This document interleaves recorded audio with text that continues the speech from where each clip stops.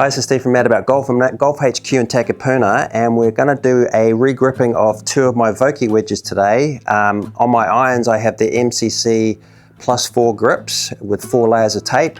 So I've got a 54 and a 60-degree Vokey wedge, and James from Golf HQ is going to show me how they actually do it, because I've often wondered what's the process to put a new grip. So really for me, just to have the same standard grips across all of my irons. So yeah, let's get into it. So what's the first step in the process, James? First step will be, say, sometimes we can save grips, sometimes we have to knife them. Okay. Today we've opted to knife them off, so we'll just knife them off and remove them.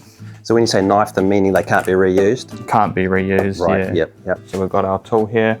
Yep. Like a little hook knife. Hook knife, yep. Gets under the grip. Yep. So we just start like that. Okay. All the way to the end.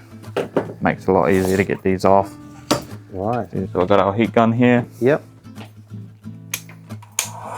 So we heat them up.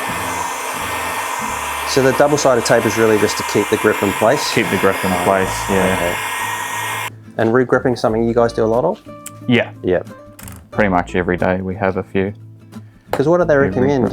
Is it like once a season for your average amateur, or depends how much you play? Depends on how much. If you're playing every weekend, yeah. So what's that, like 50 odd rounds a year? Yep. I'd say you might see a year or two depending on the grip. Okay. So we just fold it over each other. Okay. And we tuck that in. Okay. And let's do the same. So we're doing 4 layers underneath. Yep.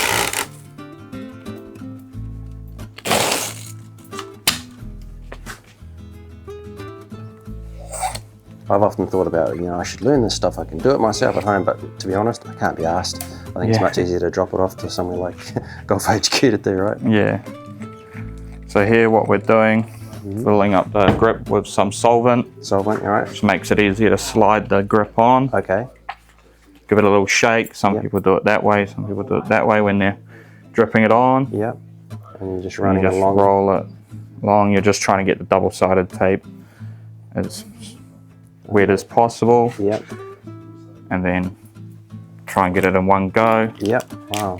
And then you just double check the alignment. Yep. And then what we do afterwards, just make sure it's sealed all the way to the end. Okay. Give it a few whacks on the ground. Right.